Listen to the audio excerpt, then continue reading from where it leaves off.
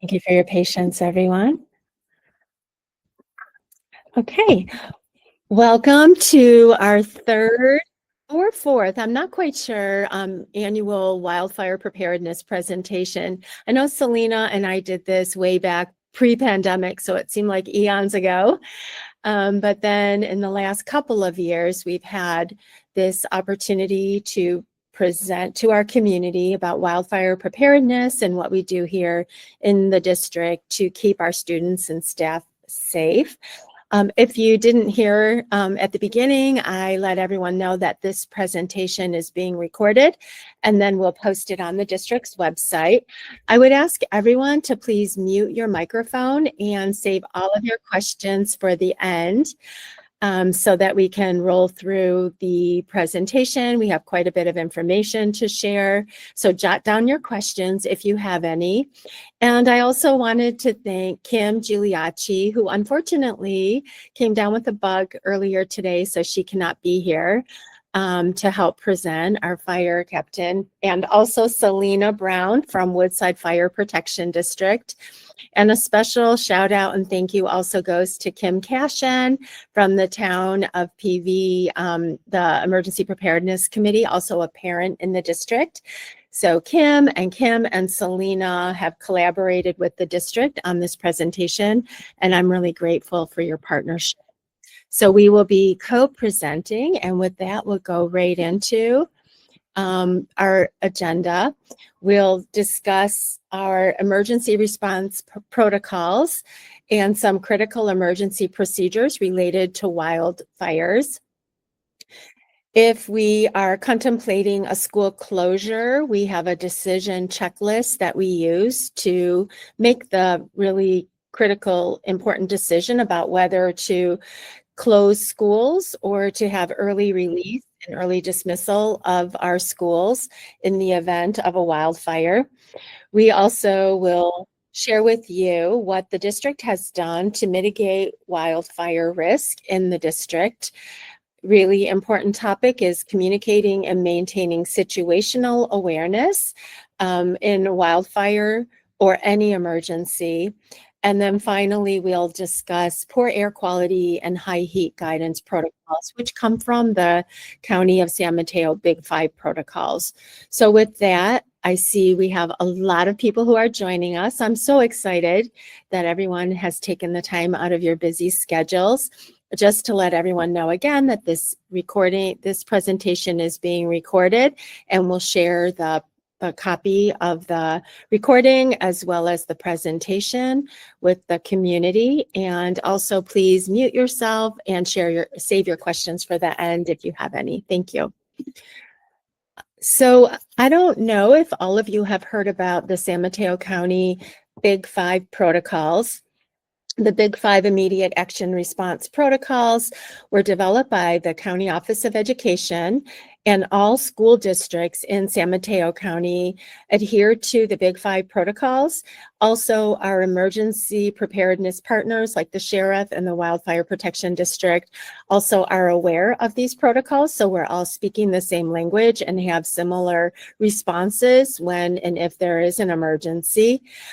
So we have a lot more information about Big 5 on our website, and I have recently shared in last week's district newsletter resources and links to many of the Big 5 protocols that we adhere to in our district.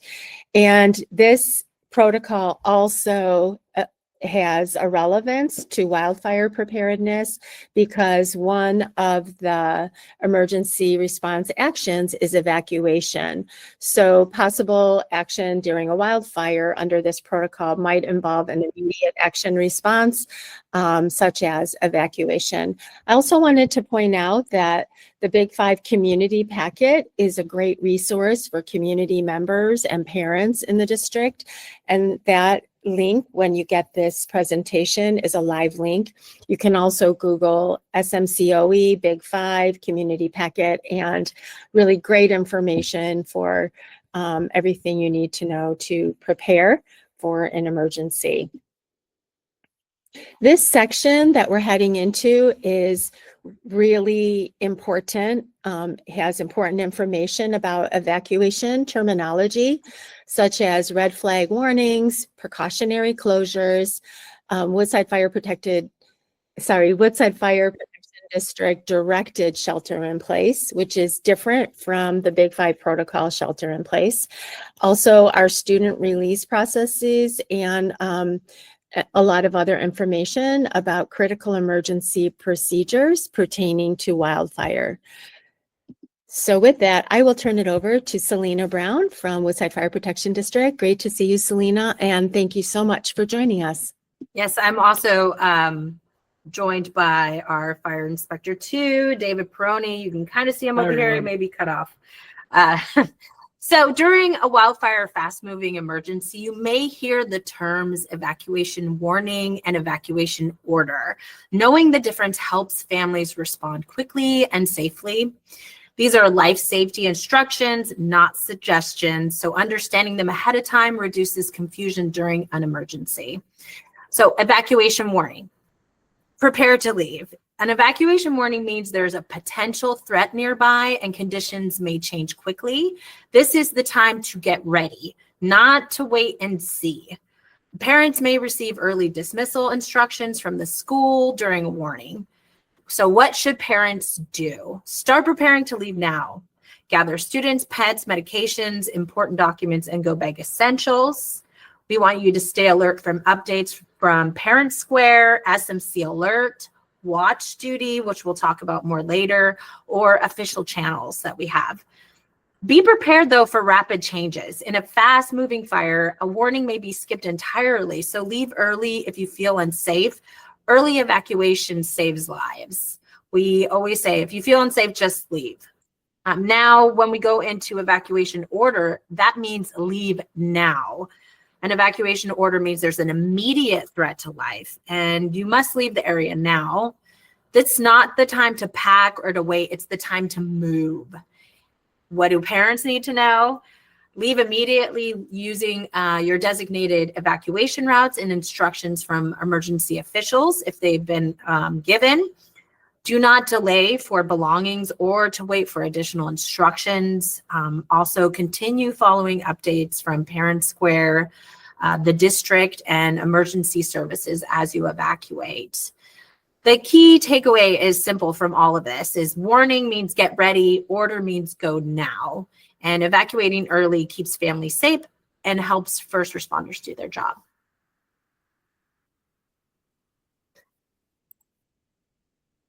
You may have seen red flag warnings in weather reports or on road signs that we've put out, but it's not always clear what they mean. Red flag warnings are issued by the National Weather Service when weather conditions could lead to extreme wildfire behavior. These warnings are based on a combination of high temperatures, low humidity, and strong winds. During red flag conditions, fires can start more easily and they spread much faster, even from something as small as a spark. So when a red flag warning is in effect, we usually increase our staffing and readiness. We do have protocols we go by, and schools may adjust outdoor activities to reduce the risk, just depending on how bad it is. Outdoor activities, so why it matters for schools, outdoor classes or after school practices may be moved indoors for safety. And then depending on the conditions, they may be also increased supervision during arrival and dismissal in case smoke conditions change quickly. What families can do in this case, stay alert for updates from local fire officials, your school district, and from SMC Alert. As well, avoid activities that can cause sparks. So in general, like welding, power tools, mowing the lawn, or even risky barbecues. And use it as a reminder to check your family evacuation plan. Hopefully everybody has one of those. And make sure your vehicle has fuel or a good charge if you drive an EV. So overall, red flag warnings aren't meant to scare people. They're meant to help families stay alert, pay attention, and be ready to act early if needed.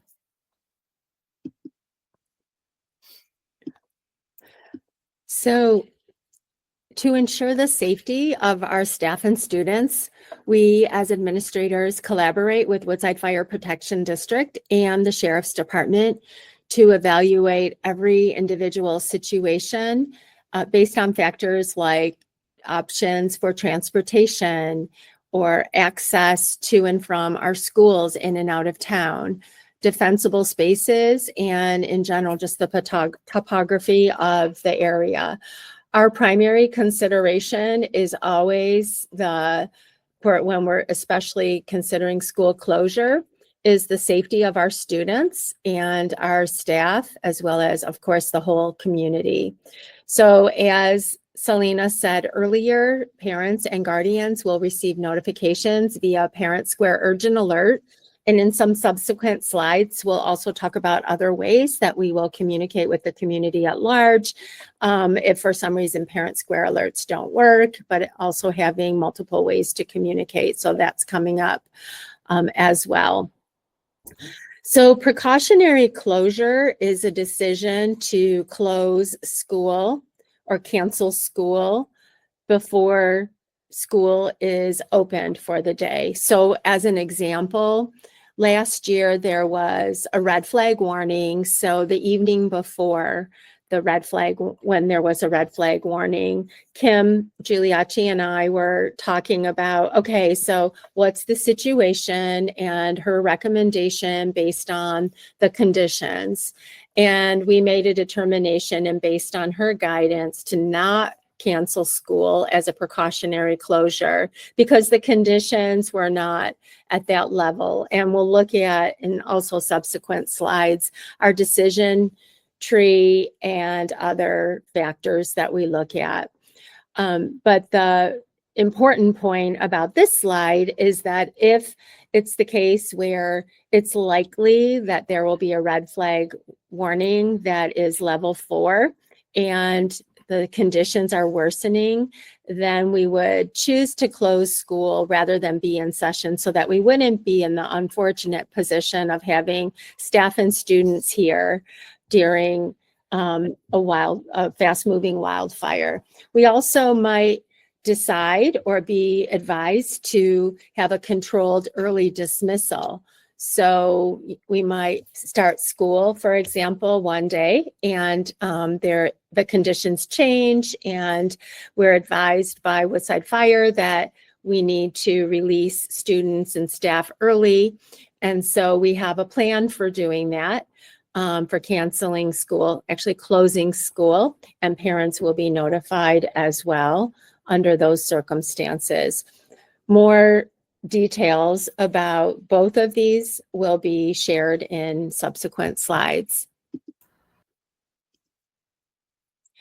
If I had to say before Selena talks, this is probably the most important slide in the whole deck. So everyone tune in. It's really important to hear this message loud and clear.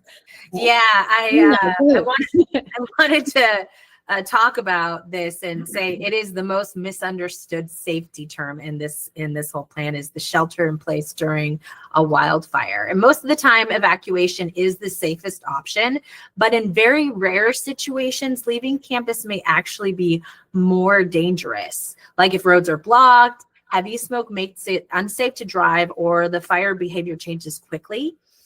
In those situations, the safest action for students and staff is to shelter in place until it is safe to move. So what does that really mean? It does not mean hiding or locking students inside classrooms. It means moving everyone to a designated safe building on campus. That's usually the multi-use room, because it's the most structurally protected area. Students and staff stay indoors together, supervise, and safe while we monitor conditions. This decision is made not lightly, obviously, but it's made in conjunction with fire officials, law enforcement, and school administrators. We're all working together, and it's based on real-time fire conditions. So it's a planned response, not something that we improvise. So as families, what you should know is you will be notified through official channels like Parent Square or district alerts as soon as it's safe to reunify with your child. We know how hard it is for parents to wait during an emergency, but coming to campus during a shelter in place may block emergency access and put lives at risk. The number one priority is to keep the students calm, to keep them safe and supervised until it's safe to leave. And at the end of the day, this is about one thing: protecting your children until we can safely reunite them with you. I also wanted to add that the Woodside Fire Protection District, if we were to go into this directed shelter in place in our multi-use rooms, or otherwise known as the gym, at each of our schools, they, as firefighters, deploy all of their resources to protect those shelters in place, those buildings. And so I know that the concern as a parent is, sheltering in place, but knowing that all the resources are being deployed to protect those buildings under those conditions, I think is something that is critically important for everyone to make note of. Selena, do you have anything else to share about that? Yeah, you're absolutely right. Once we make that decision, then we know we are pushing all our resources to that area. So again, that's why it's extremely important that you do not go there, because you are inhibiting help from going there and protecting the students and causing more danger. You're putting yourself in danger. So yes, please do not come if a shelter place is put into place, and understand that we are throwing everything at it. I mean, I think it's also important, I don't want to overstate this, but I think it also cannot be overstated that law enforcement will also be at the, on the ground and potentially not allowing people to get through. So really thinking about the plan for following the evacuation orders and allowing the school and the emergency partners to ensure that all of our students and staff are safe under these conditions is something we really need to think, we all need to process and anticipate if this were to happen. So if we were to have a shelter in place, we would have a release process afterwards, or if we were to have the precautionary closure and early dismissal. So we have an on-site release protocol that, again, is aligned with the Big Five safety protocols. We have some designated off-site evacuation locations that we would inform the parent community of in the event that there was a need for an off-site reunification. That would occur if the school site is deemed unsafe, and the location actually would probably be determined by law enforcement given the context and what else is happening in that emergency. Once again, parents and guardians would be notified via our Parent Square urgent alert system. One important point about this slide for parents and guardians is that the person who picks up a student or students must be listed on the emergency contact form as an authorized pickup, and they must show a valid form of ID.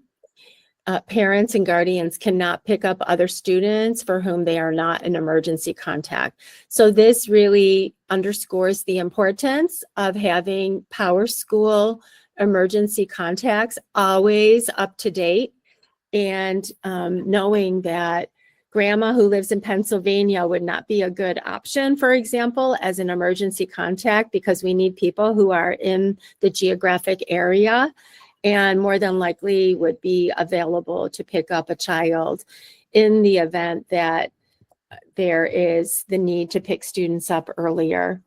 And some people have jobs where it's really hard to leave during the day, who also are responsible for emergency support. And so really thinking through who the emergency contacts are is a really important task that parents have, and making sure that they're aware that they need to bring their ID, and it's going to be strictly adhered to because we need to ensure that our students under these circumstances are released to people who have authority to do so. Here's an example of sort of a design of what a student release process might look like. So we would have parking for parents, and then the family, parents and guardians. Then there would be a check-in area, and then a waiting area. And then you'll see that students are assembled at another location at the school site or in the off-site location, depending on where this occurs. And then there's a different area for family reunification. So the family reunification checkout area would be where the person shows their identification, and we have the checklist. Then we have a runner who runs to get the student and bring the student to the family member or the authorized person who can pick up the student. And then they leave and go back to the parking lot. So both of our school sites will be practicing this drill this spring. So Corte Maderas is at the end of May, and I believe Ormondale's will be on a different day in May. We're not going to do the Ormondale drill with the little ones. We'll probably focus on second and third graders, maybe just third graders. Corte Madera did a similar drill like this a couple years ago, and we learned so much. We actually had other schools coming and watching the drill so they could learn as well. So I'm very excited and proud that this year both schools will be doing this. And then next year we might try to do such a drill on the same day at both schools, which would be more of a simulation of real life, what might happen in the event of an emergency. But for this year, we're doing the practices on 2 separate days. This slide, again, as I mentioned earlier, lays out the protocol or checklist that we go through with the Sheriff's Department and Woodside Fire to determine if schools can remain open during power outages or weather events, emergencies like wildfires, or any other unusual situations. Before Selena takes over, I'll just let you know that a couple years ago, we developed this in partnership with Woodside Fire, and it's been a handy one-pager that we've referred to often. So Selena will walk us through it. You're on mute. Sorry about that. I said this chart shows how the district responds to wildfire situations, but I want to focus specifically on level 4 because that's the level that creates the most concern and confusion for families. And this is going to be redundant because we really want you to hear this. So in the level 4, it's declared when there's an immediate threat to life and quick action is required. At this level, 1 of 2 things will happen based on fire conditions. If roads are safe, the school will evacuate and begin reunification with families. If evacuation is too dangerous, then students and staff will shelter in place on campus in designated safe locations. What parents must understand is that I want to be very clear about this because it's critical for student safety. If the school is under a shelter in place, parents cannot come to the campus to pick up their children. I fully understand this goes against every parental instinct, but arriving at the school during an emergency can put students, staff, and parents in danger. Roads must stay clear for first responders, fire engines, law enforcement, evacuation buses. They need open access to campus. Parents driving into the area during a crisis can block emergency vehicles and delay life-saving operations. Communication will come from official channels. So once again, you'll receive instructions through Parent Square, SMC Alert, or other district messages. And you'll be told when and where to reunify with your child, but it has to be done in an organized and safe way. So please wait for instructions before taking any action. Every student will be accounted for because students will never be left alone. Trained staff stay with students the entire time until they're safely released to an authorized adult. It may take time, right? But every child will be released only through a controlled reunification process to keep them safe. So during a wildfire emergency, the best way parents can protect their children is by staying informed, staying calm, and not self-evacuating to the school. We will always prioritize student safety, and we will reunify families as soon as it is safe to do so. So this wildfire emergency decision support tree outlines options for precautionary closure that we talked about earlier, the Woodside Fire Protection District directed shelter in place, and our unplanned controlled dismissal. So it's a typical flow chart, and I love this because it really helps us to think through a situation and know that we have a process for making this really important decision together in collaboration with Woodside Fire. This is a checklist, again, that we have from the Big Five, the San Mateo County Office of Education Big Five protocols to determine if it is safe to remain open, for example, during power outages or any other emergency situations. It considers safety and operations, and also health, communication, and can we continue to teach and provide instruction for our students. And so with this, there's a whole booklet that goes with this checklist, and it's something that we will use in the event of an unplanned school closure and making the determination to close.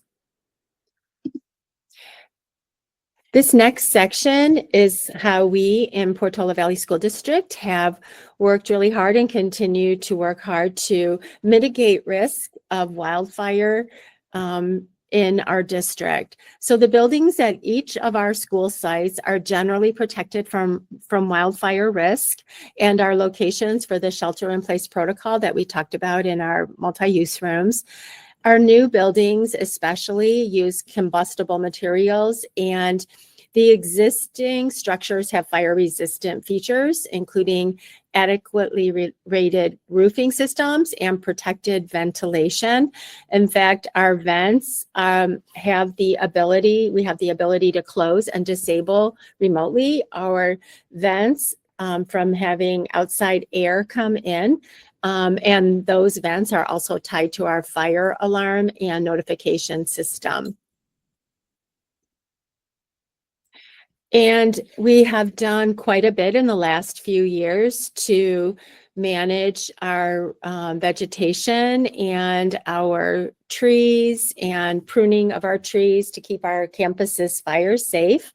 And we are discussing the defensible spaces with the Woodside Fire Protection District so that we are in compliance with the new fire district ordinance, which Selena and her partner might want to give you more information about. Yeah, the new fire ordinance basically follows the home ignition zone model, which reduces wildfire risk starting closest to buildings. So the highest risk is in the 0 to 5 foot range. So that area must stay free of anything that can burn. So no wood mulch, firewood, or shrubs against walls. And then there's the 5 to 30 feet, which plants and landscaping are still allowed.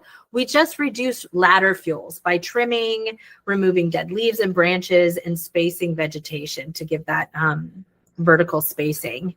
And then 30 to 100 feet, trees and landscaping can stay too. We simply maintain them so fire can't build intensity. But the school district is applying the same science-based approach across campuses to block embers, protect classrooms, and keep students safe. So fire smart to not bear ugly landscaping. And this next section will focus on communication and maintaining situational awareness during a wildfire emergency. Selena will talk about these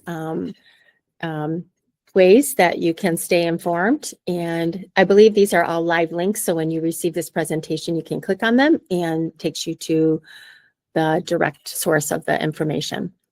Yeah, one of the most important parts of wildfire safety is staying informed in real time. Emergencies move quickly and information saves lives. This slide provides a reliable emergency information. So they provide local fire updates, school status changes, road closures, evacuation alerts, emergency instructions. They can also help reduce confusion. So just a quick overview of the tools. SMC Alert, it's our #1 tool for emergency alerts in San Mateo County. Every family should be signed up. If you are not signed up, or if you signed up and you haven't logged into your account recently, please do so, right? Go in there and update. Maybe you got a new email or you changed your cell phone number. Just make sure you go and check in as often as possible into your account. Then we also have Pulse Point, which is an app that shows real-time fire and medical calls in the area. So every time you hear those sirens, you're like, what is that, right? You can easily just pull up the Pulse Point app and check it out. And then we have Watch Duty up in that right corner. This is live wildfire tracking with firefighter radio traffic and intel. And during this most recent Edgewood fire, I have to tell you that Watch Duty had the most up-to-date information. So they really do a great job there. You also have the option of Fire Dispatch, which is a real dispatch feed. It's great for early awareness, and you can also listen to radio traffic on there. We have our WPD Ready and Woodside Fire Protection District logos on there, which is just local readiness and safety information for the fire district. It's got lots of resources for you. Also, there's San Mateo County Department of Emergency Management and the San Mateo County Office of Education, which basically is emergency coordination and school guidance. We have Genesis Protect. That's evacuation zone maps and live emergency instructions. You can get an app for that on your phone as well. And I encourage everybody, if you don't have it, to put it on your phone and know what zone you live in. Then there's the AM radio station for Portola Valley. This currently is a pre-recorded message, but it's a backup communication if cell networks go down. I do want to say that about personal responsibility is during fast-moving events, parents have a personal responsibility to stay informed. We ask families not to wait for someone to call them, and you should be actively monitoring conditions using these tools. The school district will push information out, but every family should also know how to check conditions themselves so they can make safe and early decisions. Sometimes we won't, like with the Edgewood fire, we had concerns about people not receiving information. They didn't know what was going on. Sometimes it takes us a while to get messaging together because we don't want to push it out too quickly.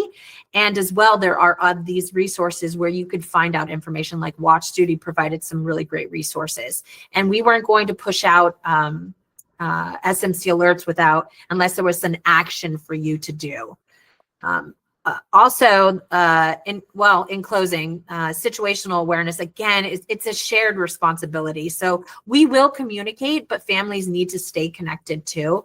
And you guys really are a lot of our eyes and ears out in the community. So if you see smoke, smell smoke, right, that is your that should be a flag in your head to say, oh, maybe I should call in a smoke investigation or ask my neighbors around what's going on if somebody's having a barbecue or whatnot. And the best time to sign up for all these tools that you have on here isn't, during an event, it's today. So if you are unfamiliar with these things, please make yourself familiar with them. Thank you, Selena.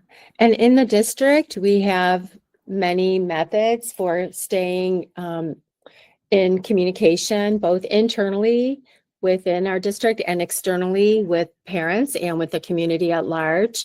Our internal communications include two-way radios, like walkie-talkies, that each of our classrooms have, and administrators and staff who are out on duty during lunch and whatnot. And during a potential power outage, which actually happens quite a bit here. That's our only means of communication, is on those radios. And our radio system is pretty robust. In fact, we have a way to communicate with the town through our radio system, and we've met with the town, and there is that ongoing communication on how we're going to continue to enhance communications in the event of an emergency.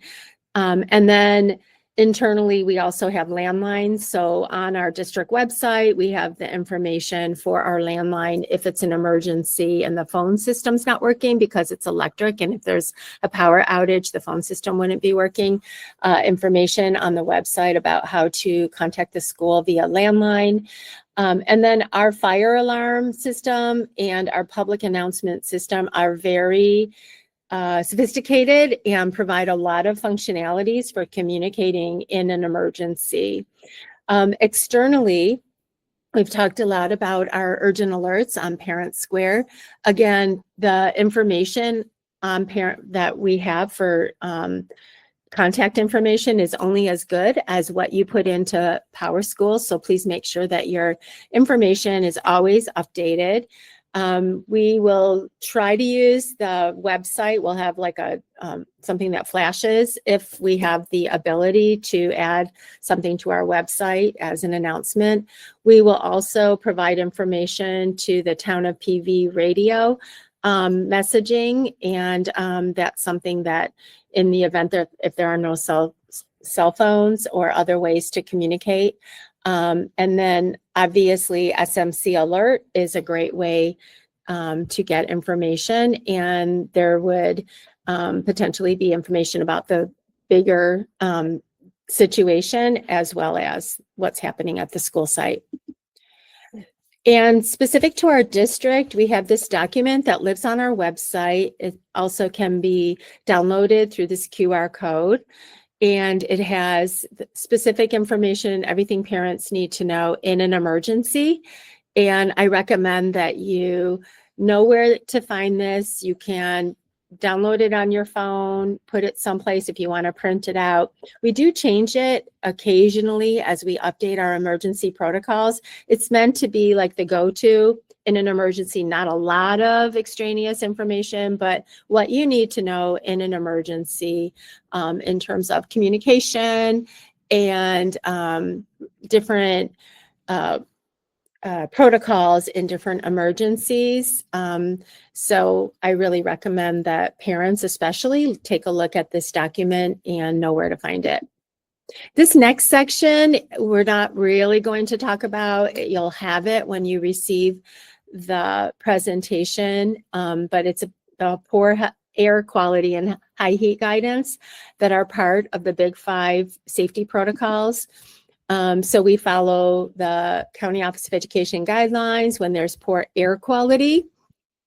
And these are the activity level recommendations for each of the air quality levels. So for example, if the air quality was at level 4 or 5, we would take a look at the different activities like PE or other outdoor activities, and we would move everything indoors. And then, like I said earlier, we also have a way to close our vents and stop the poor air quality air from coming in. So we have we've followed this protocol for a couple years now. And the county just added this high heat guidance, which sadly is a couple days a year. We have to take a look at this. And if there's like a magenta or red day, we again monitor activities and take certain actions, especially for our students, in both cases for poor air quality and high heat, who are sensitive and have increased health needs. So we also, this is on our radar as well. At this point, I am going to turn off the recording. Thank you all for joining us. And